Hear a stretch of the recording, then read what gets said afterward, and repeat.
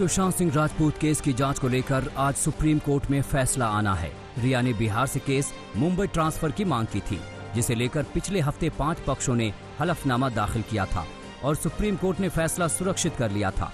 आज 11 बजे supreme court बताएगा कि जांच मुंबई पुलिस करेगी या फिर सीबीआई। सुशांत सिंह राजपूत के पिता के वकील विकास सिंह ने फैसले से पहले कई गंभीर आरोप लगाए हैं। विकास सिंह ने कहा है कि सुशांत ने आत्महत्या नहीं की, वहीं मुंबई पुलिस की पूरी जांच पर सवालिया निशान खड़े किए। सुशांत के पिता के वकील ने रिया पर मामले में सहानुभूति लेने का आरोप लगाया। विकास सिंह का कहना था कि सुशांत के पैसों के साथ रिया के परिवार ने गड़बड़ी की, वहीं परिवार से सुशांत को दूर करने की कोशिश की। रिया के वकील सतीश शिंदे ने सुशांत के पिता के आरोपों को बेबुनियाद बताया। शिंदे का कहना था कि पैसों के लेन देन में गड़बड़ी को लेकर ईडी पूछताछ कर चुकी है, जहां उसे कुछ भी हाथ नहीं लगा। वहीं शिंदे ने साफ किया कि उन्हें सीबीआई जांच से कोई परेशानी नहीं है। 15 करोड़ के मामले को लेकर ईडी की पूछताछ का दौर जारी है। ईडी ने सुशांत सिंह राजपूत के पिता के सिंह का बयान दर्ज किया, जिसमें पिता ने एक बार फिर साफ किया कि सुशांत के अकाउंट से पैसे निकाले गए, जिसे लेकर ईडी ने सबूत मांगे हैं।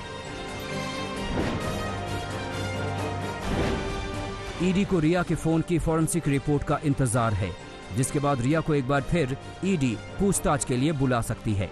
सूत्रों की माने तो ईडी रिया के जवाबों से संतुष्ट नहीं है। रिया की कमाई और खर्चों के बीच तालमेल नहीं बैठ रहा। वहीं सुशांत के सीए संदीप श्रीधर से भी ईडी एक बार फिर पूछताछ कर सकती है। सुशांत की बिजनेस मैनेजर जयंती शाह ने पूछताछ में ईडी को बताया कि सुशांत को पैसे की कोई दिक्कत नहीं थी। पिछले साल उसने करीब 30 से 35 करोड़ की कमाई की थी। शाह सुशांत के कॉन्ट्रैक्ट का काम देखती थी। सुशांत केस में बॉलीवुड में भी दो फाड़ अब खुलकर सामने आ रहे हैं। नसीरुद्दीन शाह ने नेपोटिज्म और फिल्म माफिया को कुछ लोगों के दिमाग की कहानी बताया, जिस पर कंगना रनौत ने पलटवार किया। कंगना ने कहा कि अगर वो किसी स्टार के परिवार से ताल्लुक रखती तो नसीरुद्दीन शाह ऐसा नहीं कहते। कंगना रनौत ने फिल्म गुंजन सक्सेना को लेकर भी करण जौहर पर हमला किया है। कंगना ने सरकार से करण जौहर को दिए गए पद्मश्री अवार्ड को वापस लेने की अपील की है। कंगना का कहना है कि फिल्म में भारतीय सेना की गलत छवि दिखाई गई है। फिल्म करण जौहर की कंपनी धर्मा प्रोडक्शन के बैनर तले बनी है।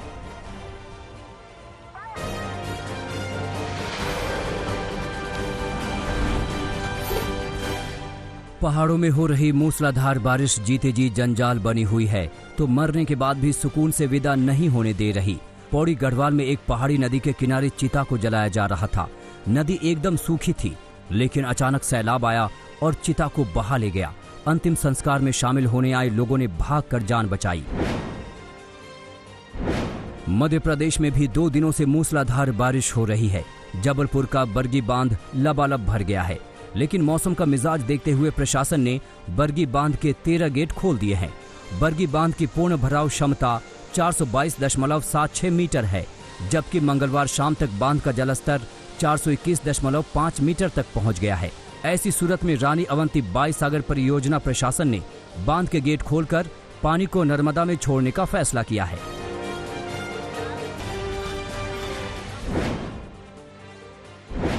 बरगी बांध से पानी छोड़े जाने के बाद पुण्य सलीला नर्मदा उफान पर है। नर्मदा का जलस्तर तेजी से बढ़ने से इसके घाट पानी में डूब गए हैं। ग्वारी घाट के नर्मदा तट में बना मंदिर जलमग्न हो गया है।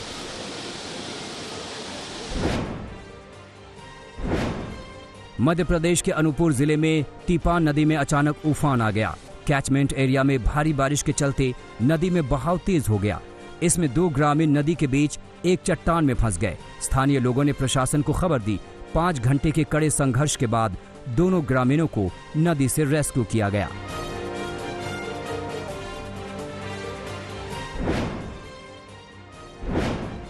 छत्तीसगढ़ में भी आसमानी आफत का सिलसिला जारी है। नक्सल प्रभावित सुकमा जिले में गोदावरी नदी उफान पर है। प्रशासन ने चेतावनी जारी करते हुए पुल के ऊपर से बह रही नदी को पार करने पर रोक लगा दी है। इसके बावजूद एक ट्रक ड्राइवर ने पुल पार करने की कोशिश की और बीच पुल में ट्रक बंद हो गया। देखते ही देखते आधा ट्रक नदी के पानी में डूब गया। स्थानीय मल्लाहों ने नाव की मदद से ट्रक ड्राइवर और 10 ग्रामीणों को बाहर निकाला।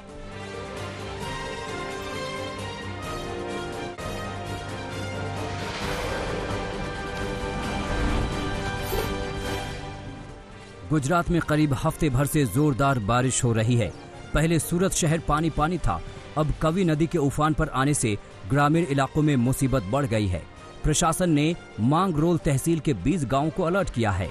नदी का पानी पुल के ऊपर से बहने लगा है। जिस तरीके से मौसम विभाग ने अगले 3 दिन मूसलाधार बारिश की चेतावनी दी है, उससे इन इलाकों में बाढ़ का खतरा और बढ़ गया है।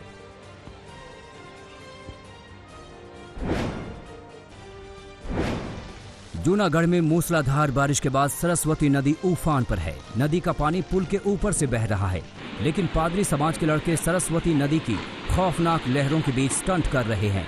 इस साल गुजरात में बाढ़ से 98 लोगों की मौत हो चुकी है। ऐसे में इन लड़कों की लापरवाही बड़े हादसे की वजह बन सकती है।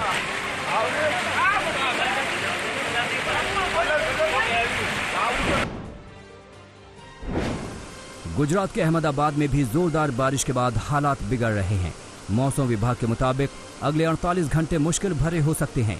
वासणा बराज लबालब भर चुका है, लिहाजा बराज के 3 गेट खोल दिए गए हैं और इसका पानी साबरमती नदी में छोड़ा गया है। राज्य में करीब 168 तहसील बाढ़ से प्रभावित हैं।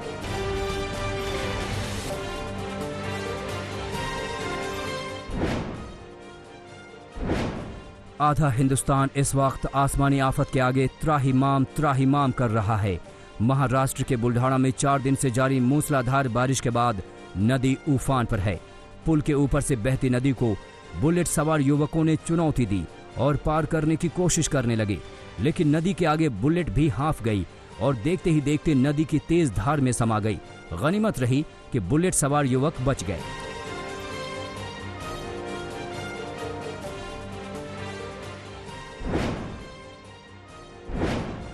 यूपी के बुलंदशहर में गंगा नदी का कहर इस गोदाम पर टूटा। पहले नदी कटान करते करते मकानों के करीब आई और फिर पलक झपकते ही इस गोदाम को बहा ले गई। इस गोदाम को बाढ़ नियंत्रण का सामान रखने के लिए बनाया गया था, लेकिन गंगा की उफनती लहरों के आगे ये टिक नहीं पाया।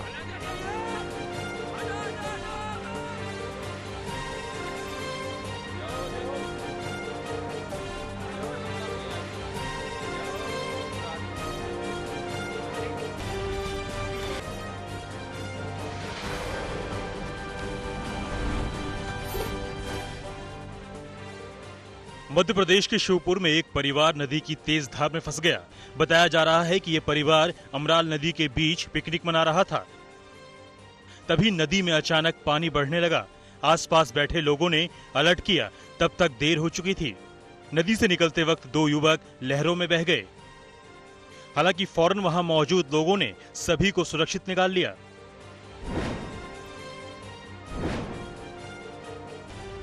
महाराष्ट्र के हिंगोली में लगातार बारिश की वजह से मुख्य बांध लबालब भर गए हैं। ये तस्वीर सिद्धेश्वर बांध की है, जिसमें 5 साल बाद इतना पानी भरा है। हालात ये हो गए हैं कि बांध के 14 गेट खोलने पड़े। इससे 60,000 क्यूसेक पानी पूर्णा नदी में छोड़ा जा रहा है। पानी छोड़े जाने के बाद पूर्णा नदी उफान पर है। नदी के किनारे बसे 22 गांवों को अलर्ट कर दिया गया है।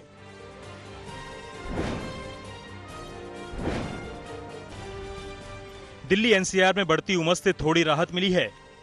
सुबह सुबह राजधानी के कई इलाकों में बारिश हुई, इससे मौसम सुहाना हो गया। दिल्ली के आसपास नोएडा, गाजियाबाद में भी बादल छाए हुए हैं।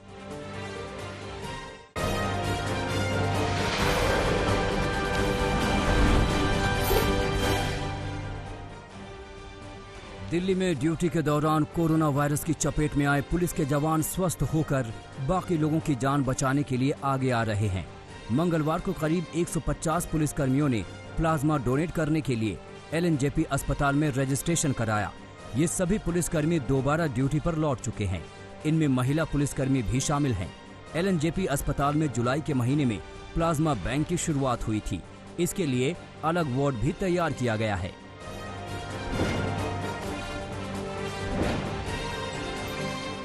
यूपी विधानसभा के मॉनसून सत्र के पहले लखनऊ में कैंप लगाकर सभी विधायकों का कोरोना टेस्ट किया गया। इससे पहले विधानसभा के स्टाफ का भी टेस्ट किया गया, जिसमें 20 कर्मचारी संक्रमित पाए गए। कल से शुरू हो रहे विधानसभा सत्र में कोरोना के चलते कई नए नियम बनाए गए हैं। विधानसभा कैंटीन में खाने के लिए एक साथ 10 लोग ही बैठ सकेंगे। दर्शक दीर्घा में पत्रकारों समेत बाहरी लोगों को पास नहीं मिलेगा। मीडिया कवरेज के लिए भी सीमित पास ही जारी होंगे।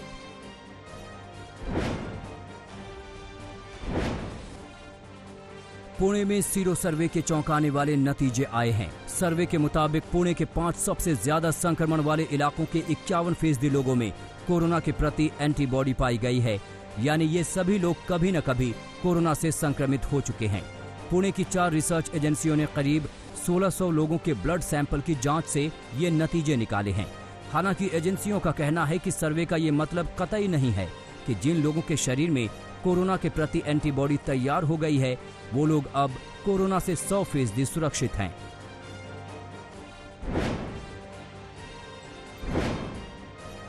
संगरूर के एक आइसोलेशन सेंटर में भर्ती महिलाओं ने धूमधाम से तीज का त्योहार मनाया। तीज के वक्त ज्यादातर लोग बीमार थे, लिहाजा त्योहार नहीं मना पाए। हालात सुधरने पर आइसोलेशन सेंटर के डॉक्टरों और मैनेजमेंट ने इसके लिए खास तौर पर मेहंदी और गीत संगीत का इंतजाम किया और जश्न में महिलाओं के साथ शामिल भी हुए।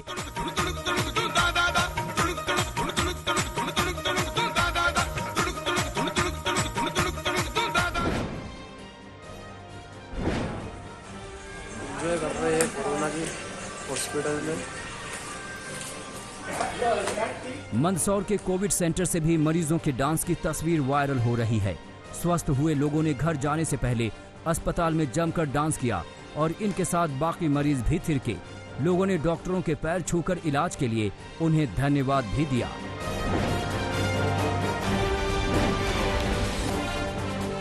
केरल में बाढ़ की आफत के बीच कोरोना से जंग भी पूरी ताकत से लड़ी जा रही है। बाढ़ के दौरान बचाव और रेस्क्यू के लिए लगाई गई नावों को प्रशासन ने वाटर एम्बुलेंस में तब्दील कर दिया है। दरअसल दूर दराज के कई इलाकों का अभी भी शहरों और मुख्यालयों से संपर्क कटा है। ऐसे में ये नावें मरीजों को अस्पताल और आइसोलेशन सेंटर तक लाने में काफी मददगार हैं।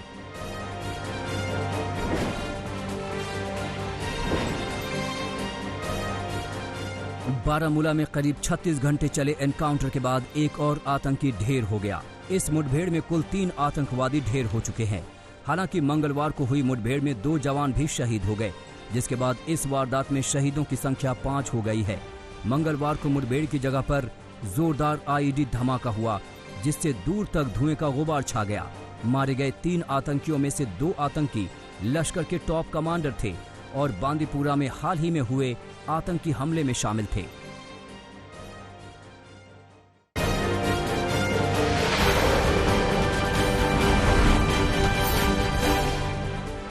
मध्य प्रदेश के उच्च शिक्षा मंत्री मोहन यादव भी कोरोना संक्रमित हो गए हैं। उन्हें इंदौर के अरबिंदो अस्पताल में भर्ती कराया गया है। सोमवार को ही ज्योतिरादित्य सिंधिया जब उज्जैन दौरे पर पहुंचे थे तो मोहन यादव से मुलाकात की थी। सिंधिया उच्च शिक्षा मंत्री के घर भी गए थे। महाकाल की सवारी के पूजन के दौरान भी मोहन यादव मौजूद थे। उच्च शिक्षा मंत्री के कोरोना पीड़ित होने के साथ ही शिवराज सरकार के कोरोना संक्रमित मंत्रियों की संख्या 5 हो गई है। लगातार बढ़ते कोरोना के खतरे के बाद भी मध्य प्रदेश में मंत्री सावधानी नहीं बरत रहे। इसकी एक तस्वीर मंदसौर में दिखी, जहां कैबिनेट मंत्री हरदीप सिंह डंग के कार्यक्रम में सोशल डिस्टेंसिंग की धज्जियां उड़ी। मंत्री ने चौपाल की, वहां भारी भीड़ थी। कई समर्थक तो बिना मास्क के भी मौजूद थे।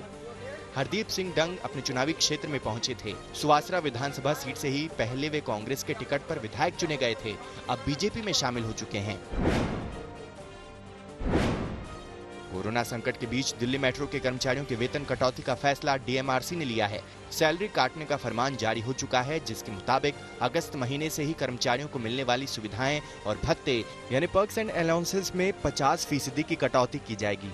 इसके अलावा मेट्रो कर्मचारियों को मिलने वाले तमाम एडवांस पर भी अगले आदेश तक रोक लगा दी गई है।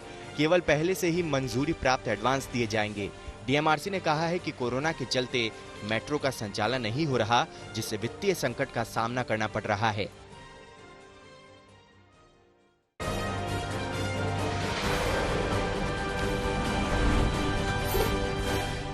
अलीगढ़ के देहली थाना इलाके में बीजेपी की महिला मोर्चा की नेता ने कुछ लोगों के खिलाफ जिंदा जलाकर मारने की धमकी देने का केस दर्ज कराया है।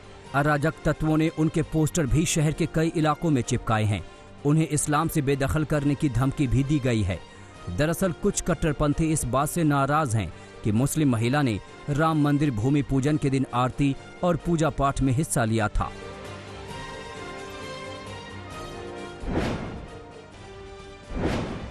महाराष्ट्र के चंद्रपुर में शराब तस्करों ने पुलिस पार्टी पर हमला कर दिया। तस्करों ने थानेदार और उनके साथ हुए पुलिसकर्मी को जमकर लात घूंसों से मारा पीटा। इस घटना का एक वीडियो सामने आया है जिसमें पुलिस वालों की पिटाई कैद है। यहां तस्कर अवैध शराब बनाने और बेचने के धंधे में शामिल हैं।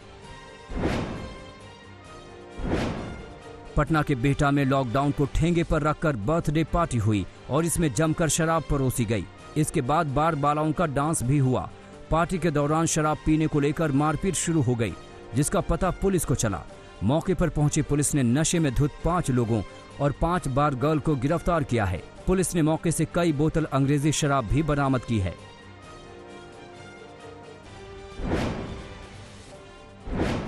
भोपाल में भी लोगों ने लॉकडाउन की धज्जियां उड़ाते हुए पूल पार्टी की। शहर में रात का कर्फ्यू लागू होने के बाद भी लोगों ने पार्टी में जमकर शराब पी और पूल में धमाल किया। लेकिन धमाल के बीच पुलिस पहुंच गई और 11 लड़कियों और 5 युवतियों को हिरासत में ले लिया। सभी के खिलाफ धारा 188 के तहत केस दर्ज किया गया है।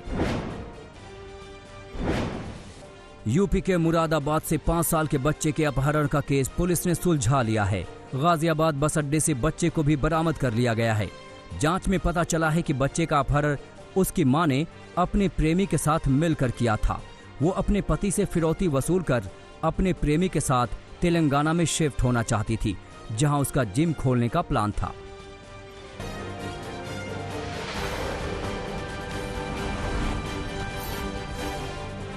दिल्ली के मंगोलपुरी में नाबालिग लड़कियों के गायब होने से नाराज लोगों ने एक महिला की जमकर पिटाई की। लोगों को शक है कि लड़कियों के गायब करने के पीछे महिला का हाथ है। पुलिस ने मौके पर पहुंचकर महिला को भीड़ से बचाया और कानून हाथ में लेकर पिटाई करने वालों के खिलाफ केस दर्ज किया है।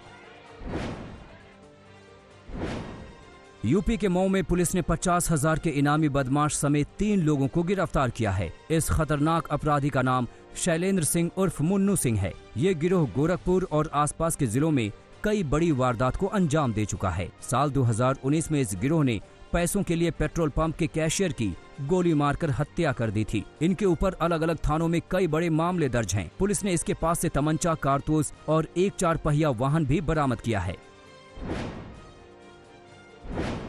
कानपुर पुलिस ने गांजा तस्करों के खिलाफ छापेमारी करते हुए 4 तस्करों को गिरफ्तार किया है। इनमें 2 महिला तस्कर भी शामिल हैं। इनके कब्जे से 51 किलो गांजा बरामद किया गया है। पुलिस ने इसके पास से 2 लाख नकदी और 10 कारतूस भी बरामद किए हैं।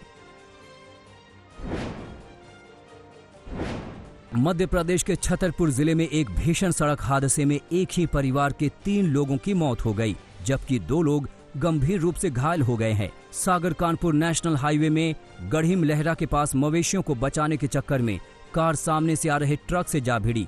सभी लोग चित्रकूट धाम से दर्शन कर लौट रहे थे। राजस्थान के बाड़मेर जिले में ट्रैफिक पुलिसकर्मी ने हेलमेट नहीं पहनने पर बाइक सवार को डंडा मार दिया, जिससे उसका संतुलन बिगड़ गया और वो सामने से आ रही बाइक से टकराने के बाद जमीन पर गिर पड़ा। युवक को गंभीर हालत में जोधपुर रेफर किया गया है। पुलिस की तानाशाही से नाराज लोगों ने जमकर बवाल काटा।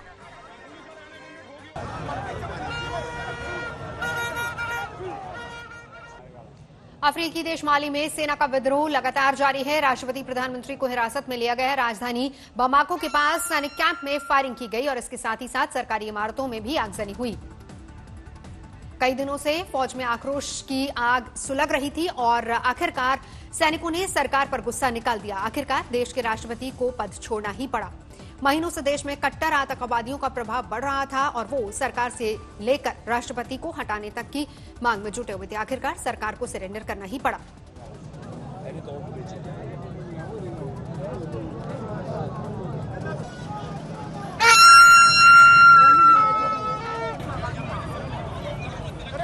अफ्रीकी देश माली में सेना का विद्रोह लगातार जारी है। कई सरकारी इमारतों को भी आग के हवाले कर दिया गया। फौज को सड़कों पर उतरना पड़ा। सरकार ने इस्तीफा दे दिया है।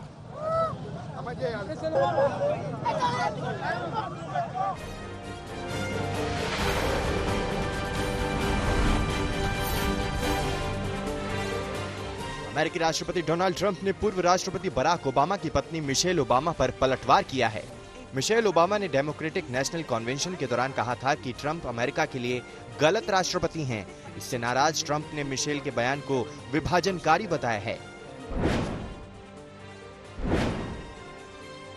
आने वाली सर्दी में चीन के राष्ट्रपति शी जिनपिंग पाकिस्तान दौरे पर जाएंगे। इसकी जानकारी देते हुए पाकिस्तान के प्रधानमंत्री इमरान खान ने कहा है कि जिनपिंग का ये दौरा पाकिस्तान चीन के वार्षिक high level strategic council meeting का हिस्सा है। इमरान ने कहा है कि पाकिस्तान का भविष्य चीन के साथ है, देश का विकास चीन से ही जुड़ा हुआ है। पाकिस्तान का जो फ्यूचर है वो चाइना के साथ है। हमें क्लियर हो जाना चाहिए, हमें वाज़ेह हो जाना चाहिए कि ये जो मुल्क ने तरक्की करनी है, हमारी डेवलपमेंट है, वो चाइना के साथ अब जुड़ी हुई है। और हमारी बड़ी खुशकिस्मती है कि वो एक हमारा ऐसा दोस्त है जो हमारे हर अच्छे बुरे वक्त पर पॉलिटिकली खड़ा रहे।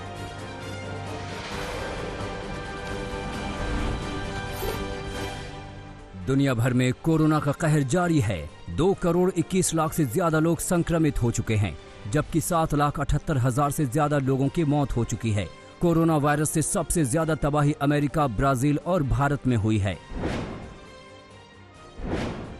कोरोना वायरस पर WHO ने प्रेस कॉन्फ्रेंस कर नई जानकारी दी है। इसके मुताबिक 20 से 40 साल के बीच के जो लोग संक्रमण की चपेट में आ रहे हैं, उनमें से कई को संक्रमित होने का पता तक नहीं है कि वे संक्रमित हो चुके हैं। ऑस्ट्रेलिया के विक्टोरिया से कोरोना वायरस को लेकर अच्छी खबर आई है। पिछले 24 घंटे में विक्टोरिया में कोरोना वायरस के सिर्फ 222 मामले दर्ज किए गए हैं, जबकि 17 लोगों की मौत हुई है, जो इस महीने की सबसे कम संख्या है।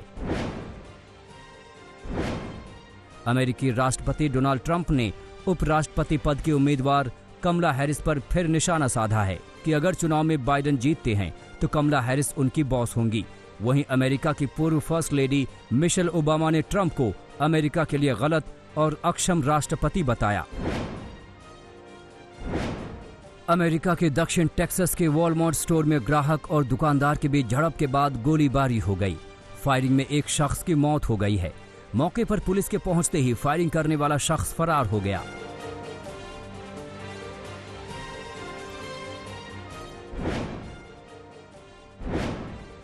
चुनाव में कथित धांधली को लेकर बेलारूस की सड़कों पर जोरदार प्रदर्शन जारी है।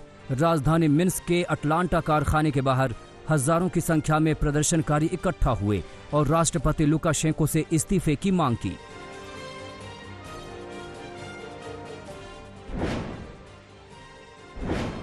रूस के राष्ट्रपति व्लादिमीर पुतिन की कमाई में पिछले साल के मुकाबले 11 लाख से ज्यादा का इजाफा हुआ, जिसके बाद अब उनकी सालाना कमाई 1 करोड़ के करीब है। पुतिन 2 अपार्टमेंट और रूस में बनी 4 गाड़ियों के मालिक भी हैं।